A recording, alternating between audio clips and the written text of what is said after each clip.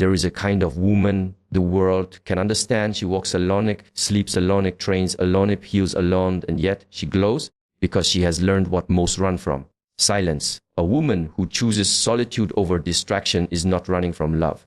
She's running toward herself. She doesn't need a man to remind her she's beautiful. She doesn't need morning texts to validate her worth. She doesn't need weekend plans to feel alive. She doesn't need to be chosen because she has already chosen herself. Understand this: it's easy to fall into relationships, but it takes power to stay alone. It takes power to sit with your emotions, to listen to the whispers of your wounds, to rebuild yourself brick by brick without needing someone to hold the ladder. Most fear loneliness, but this woman, she has made peace with her own company, and in doing so, she has built something rare: self-respect that is untouchable. Her time is not wasted on games. Her energy is not scattered in pleasing others. Her nights are not spent wondering, am I enough for him? She knows the answer. Because she has become enough for herself, she reads, she trains, she meditates, she builds, she protects her peace like sacred ground. When people ask why she's alone, she smiles, not out of arrogance, but understanding. Because she knows not every man deserves access to a woman who has mastered herself. This type of woman is not hard to love, she's just hard to manipulate. She doesn't crave love, she embodies it. She doesn't chase happiness, she creates it. Her strength does not come from who desires her, but from who she becomes in their absence. So, if you are that woman and you feel the pressure to be in a relationship, to prove something to others, pause, ask yourself this: would I rather be entertained or evolved? Would I rather be held for a moment or hold myself for a lifetime? There is nothing more powerful than a woman who lives alone, not because she has to, but because she chooses to. Not in bitterness, not in fear, but in awareness, because she knows before I give my peace to another, I must know how to keep it for myself. And that kind of woman, she doesn't just survive, she ascends. There are lessons that only silence can teach. There are truths that only reveal themselves when everything else is stripped away. And there is a power, quiet but unstoppable, that is born when a woman learns to sit with herself, not of loneliness but out of deep intention. This is the sacred space of solitude. Solitude is not emptiness, it is fullness without noise. It is not the absence of people, it is the presence of self. When a woman chooses to live without the daily pull of external voices, without the emotional dependency of fleeting companionship, she begins to encounter her raw self, unfiltered. And at first, this is uncomfortable. The world has trained her to define herself by roles, by being someone's daughter's partner, someone's prize. But in solitude, those identities begin to peel away like old layers of skin. And underneath what remains is something untouched and deeply authentic. In the stillness, she begins to hear things she had never heard before. Her inner voice, once drowned by expectations, starts to whisper. It questions the habits she formed to survive. It challenges the beliefs she adopted to be accepted. It exposes the lies she told herself to feel loved. And this voice doesn't shout. It doesn't need to, because it speaks with truth, and truth does not beg to be heard. She starts to notice her thoughts more clearly. How many of them are not truly hers? How many were planted by comparison, by media, by pain? She learns to observe without judgment, to sit with discomfort without numbing it, to feel every emotion without reaching for distraction. Solitude becomes a mirror. Not the one she glances into to fix her face, but the one that shows her the state of her soul. She begins to walk differently, not because someone is watching, but because she is watching herself. Her movement becomes more intentional. Her breathing slows. Her body, no longer tensed by the need to perform or protect, begins to relax. And in that release, she discovers how much of her strength was being used to pretend. Pretend she was okay. Pretend she was wanted. Pretend she was not afraid. Now in the silence, there is no one to impress. There is no approval to chase. No gaze to please. There is only the work. Inner real work. The kind of work that leaves no applause but builds a foundation that no earthquake can shake. She reads more. Not to quote impressive lines, but to nourish her spirit. She writes more. Not for likes, but to understand her own voice. She sits in nature. Not for aesthetic, but because the stillness of trees teaches her how to be. She looks at the moon longer. She notices the wind, the softness of water, the heat of sunlight on her skin. Everything she once rushed past now becomes her teacher. Because she has slowed down enough to learn, she begins to set boundaries, not from bitterness, but from clarity. Her time becomes sacred. Her energy becomes currency. She doesn't offer herself where she is not seen. She doesn't engage where there is no alignment. She is no longer in the business of convincing anyone of her worth, not because she's angry, but because she's anchored. There's a shift that happens when a woman no longer fears being alone. She becomes dangerous, not to others, but to the systems that once fed on her insecurity. She is no longer easily swayed by attention. She is no longer seduced by the promise of temporary comfort. She no longer trades her intuition for affection. Her decisions begin to flow from discernment, not desperation. Solitude teaches her discipline, the discipline of rising without being pushed, of creating without being praised, of protecting her peace without being asked. In the absence of noise, she becomes her own motivator, her own counselor, her own sanctuary. She stops needing to be saved. Because she has met herself in the fire, she has sat in the dark long enough to know she is the light. And in that knowing, she becomes unshakable. Not because life becomes easier, but because she has become someone who can meet life with open eyes, steady breath, and a heart that knows its own rhythm. There is a quiet, powerful transformation that takes place in a woman when she finally detaches from emotional entanglements. She doesn't cut off love. She doesn't reject connection. What she walks away from is the need to be emotionally tethered to someone for her identity, her stability, or her sense of self-worth. A woman who lives without boyfriends is often misunderstood. They say she is cold, too independent, or too hard to love.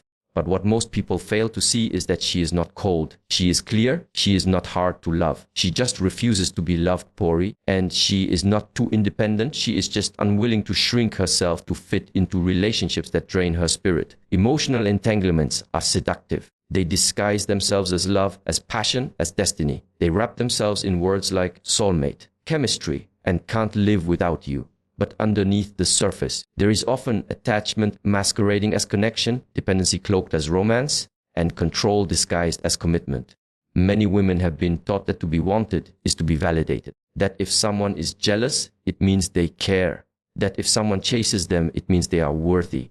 That if they are constantly thinking about someone, you to bed. Even to the point of emotional exhaustion, it must be love. But this is not love. It is entanglement. It is the binding of your emotional energy to someone else's unpredictability, their mood swings, their availability, or their ability to choose you today and reject tomorrow. When a woman lives alone, she begins to unravel this false narrative. She sees how much energy she gave away in the name of love, how many nights she stayed up analyzing messages, how often she doubted herself because someone else couldn't see her value, how she allowed her peace to be disturbed by the instability of another's attention. Without boyfriends, she learns to preserve her emotional currency. She no longer spends it recklessly on people who haven't earned her intimacy. Her emotions are no longer dictated by unread messages, inconsistent affection, or the highs and lows of unpredictable connections. She steps off the roller coaster. She puts down the phone. She reclaims her mind from obsession. Freedom begins when she no longer needs someone to feel alive, when her joy is not dependent on someone texting back, when her confidence doesn't falter just because someone walks away. She begins to invest her emotions in places that are fertile, her growth, her healing, her creativity, her peace. She builds herself a sanctuary so stable, so nurturing, that no external relationship can uproot her. She becomes selective, not because she is jaded, but because she has tasted peace and refuses to let it be polluted. She no longer allows access to anyone who threatens her emotional clarity. If a connection feels like confusion, if it stirs anxiety, if it clouds her mind and tightens her chest, she lets it go, not out of fear, but out of wisdom. Freedom from emotional entanglements doesn't mean she never feels.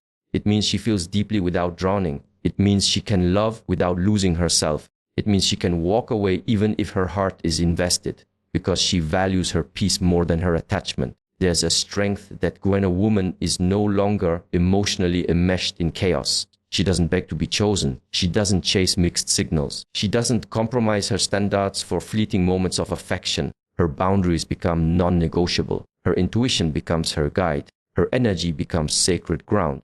And as she untangles herself from emotional confusion, she begins to breathe differently, deeper, freer. Her mind is no longer a battlefield. Her heart no longer an open wound waiting for someone else to stop the bleeding. She is no longer afraid of being alone with her feelings, because she is no longer afraid of herself. There is a kind of strength that cannot be seen, only felt. It is not displayed in loud speeches, physical dominance, or bold declarations.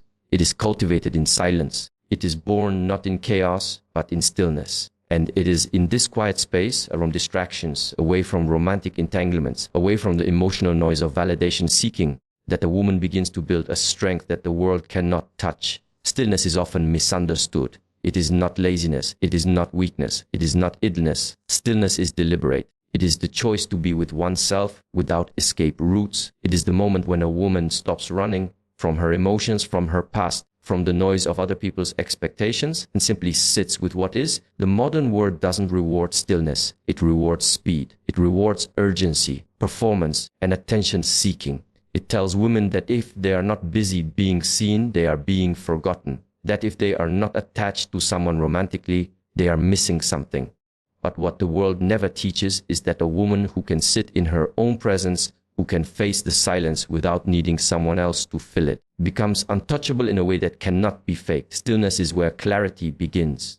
It is where illusions fall away. A woman who embraces stillness starts to observe the thoughts that once controlled her. She sees the patterns. She notices how often her worth was tied to being desired, how often her energy was drained by performing roles to be accepted. She begins to untangle herself from that programming, not with force but with awareness.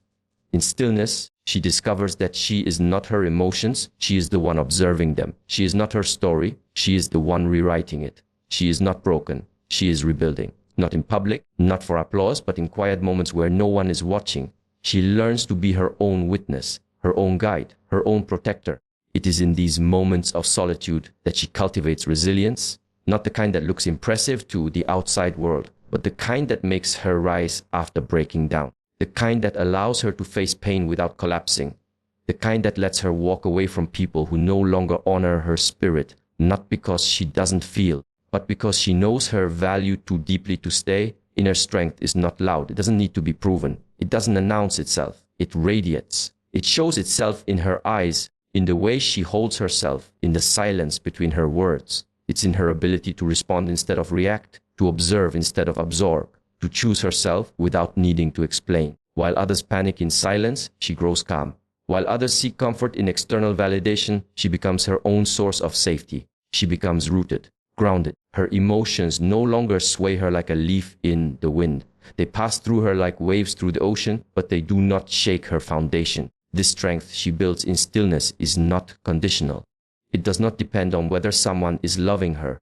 It does not depend on whether her plans are working out. It is not shaken by rejection or delay or loneliness, because her strength comes from knowing she can sit in the unknown and still be whole. She can feel everything and still be unmoved at her core. There are no shortcuts to this kind of strength. It cannot be borrowed. It cannot be faked.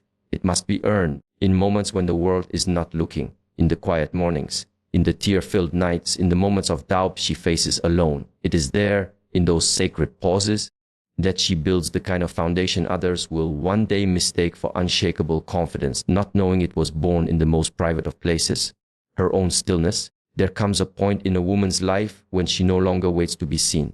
She no longer performs to be clapped for, and no longer shrinks to be accepted. This is the shift from social approval to self-validation. It is not loud, not aggressive. It is quiet, internal, and irreversible. And once this shift happens, she becomes different, not better than others, just more aligned with herself. From the moment she is young, she is taught to be pleasing, to be likable, to be soft, accommodating, agreeable. She is subtly trained to measure her worth by how others respond to her. Compliments become her fuel.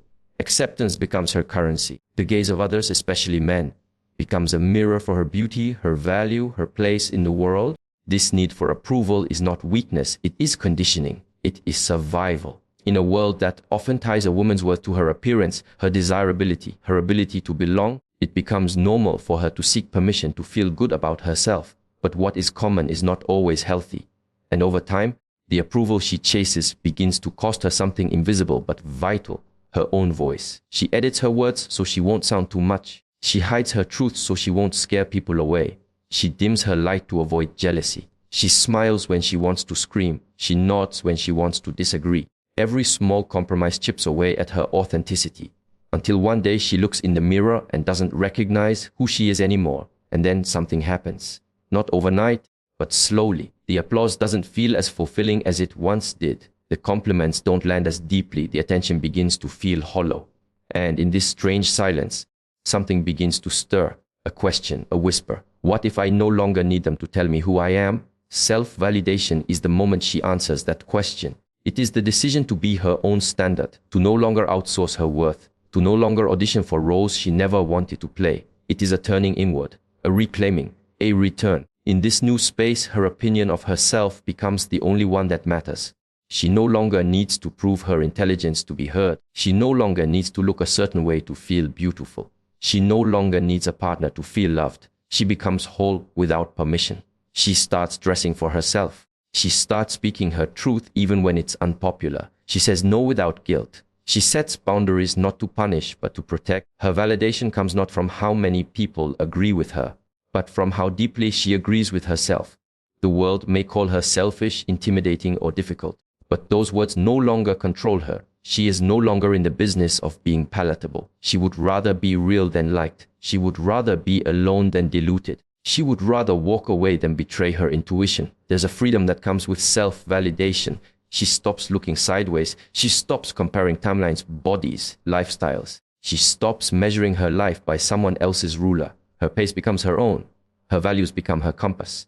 Her inner voice becomes louder than any noise outside. She doesn't need to post everything to feel seen. She doesn't need approval from strangers to feel enough. She doesn't live for validation. She lives from truth. And this truth is rooted in deep, unshakable self-respect. Self-validation is not arrogance. It is not about thinking she is better. It is about no longer believing she is less. It is about knowing her worth is not a question. It is a knowing. It is about waking up and deciding every day that she is proud of who she's becoming, even if no one claps, even if no one notices, even if the world doesn't understand. When a woman chooses to live alone, without the distractions of temporary relationships, emotional entanglements, or the pull of romantic validation, she begins to reclaim the most valuable asset of all, her time. And when time is no longer wasted chasing love that doesn't nourish her, or attention that doesn't honor her, she is left with something rare in today's world: clarity. Clarity of time, clarity of purpose. Most people don't notice how much of their life is consumed by what doesn't matter. Conversations that go nowhere, relationships that deplete them, cycles of emotional confusion that repeat themselves again and again. When a woman steps away from that noise, when she no longer pours hours into wondering, waiting, hoping, fixing, or proving herself to someone else, she finds herself face to face with something she may have never truly experienced before: space, stillness, a blank canvas. This canvas becomes her power. She now has hours not drained by confusion, but available for creation. She begins to pour her time into her growth, into her goals, into her healing, into her work, into her body, into her peace. Every minute that used to be lost in someone else's chaos is now planted into her own garden, and she begins to bloom slowly but surely, with discipline instead of distraction, with presence instead of pressure. Time becomes her currency, and she spends it wisely. She no longer rushes. She no longer chases. She no longer sacrifices her hours to be someone's maybe. Instead, her day is crafted like a ritual. Her mornings are hers. Her evenings are sacred. Her focus sharpens. Her habits align. She begins to structure her life not around reaction, but around an intention. Mastery of time is not just about productivity. It's about presence. She's no longer scattered, no longer pulled in 1,000 directions by emotional dependence. She can sit with herself uninterrupted. She can focus deeply. She can build something meaningful, not because someone is watching, but because she has remembered her reason for being here. She starts to create systems. She reads. She learns. She begins to hone her craft, whatever that may be. Her days are no longer filled with chasing love. They are filled with building purpose. She becomes the kind of woman who is not just disciplined, but deeply aligned. Her time is a reflection of her values. Her schedule mirrors her standards. She does not entertain distractions because she knows they come with a cost, and that cost is too high. Purpose becomes her North Star. She no longer asks, who will love me? She asks, what was I born to do? She no longer searches for validation. She searches for alignment. She no longer tries to fit into someone else's world. She builds her own, one clear, focused, purposeful hour at a time. With mastery of time comes mastery of self. She becomes the architect of her own path. She no longer waits for life to hand her direction. She creates it. She no longer seeks someone to lead her. She leads herself. Her purpose is not a destination, it's a daily practice. It's in the way she moves through her routines. It's in the quality of her attention. It's in the integrity of her actions, even when no one is watching. And while the world around her is distracted, rushing, chasing, comparing, she is calm, centered, intentional. She understands that every hour matters, that every moment is either building her future or wasting it. She doesn't live reactively. She lives deliberately, with her energy rooted, her mind focused, and her direction clear. Her calendar reflects discipline, not desperation. Her mornings are quiet, powerful beginnings. Her nights are reflections of growth. There is rhythm in her days, harmony in her choices. She does not need reminders to stay on track. She wakes up already on purpose. She does not sacrifice her time for temporary pleasure. She does not negotiate her schedule for fleeting attention. She does not delay her dreams for the comfort of mediocre companionship. She protects her hours the way others protect their pride, because she knows that how she spends her time is how she shapes her life. Mastery of time is not just about productivity, it's about presence. She's no longer scattered, no longer pulled in 1,000 directions by emotional dependence. She can sit with herself uninterrupted. She can focus deeply. She can build something meaningful, not because someone is watching, but because she has remembered her reason for being here. She starts to create systems, she reads, she learns, she begins to hone her craft, whatever that may be. Her days are no longer filled with chasing love, they are filled with building purpose. She becomes the kind of woman who is not just disciplined, but deeply aligned. Her time is a reflection of her values. Her schedule mirrors her standards. She does not entertain distractions because she knows they come with a cost, and that cost is too high. Purpose becomes her North Star. She no longer asks, who will love me? She asks, what was I born to do? She no longer searches for validation. She searches for alignment. She no longer tries to fit into someone else's world. She builds her own. One clear, focused, purposeful hour at a time. With mastery of time comes mastery of self. She becomes the architect of her own path. She no longer waits for life to hand her direction. She creates it. She no longer seeks someone to lead her. She leads herself. Her purpose is not a destination, it's a daily practice. It's in the way she moves through her routines. It's in the quality of her attention. It's in the integrity of her actions, even when no one is watching. And while the world around her is distracted, rushing, chasing, comparing, she is calm, centered, intentional. She understands that every hour matters, that every moment is either building her future or wasting it. She doesn't live reactively. She lives deliberately, with her energy rooted, her mind focused, and her direction clear. Her calendar reflects discipline, not desperation. Her mornings are quiet, powerful beginnings. Her nights are reflections of growth. There is rhythm in her days, harmony in her choices. She does not need reminders to stay on track. She wakes up already on purpose. She does not sacrifice her time for temporary pleasure. She does not negotiate her schedule for fleeting attention. She does not delay her dreams for the comfort of mediocre companionship. She protects her hours the way others protect their pride, because she knows that how she spends her time is how she shapes her life.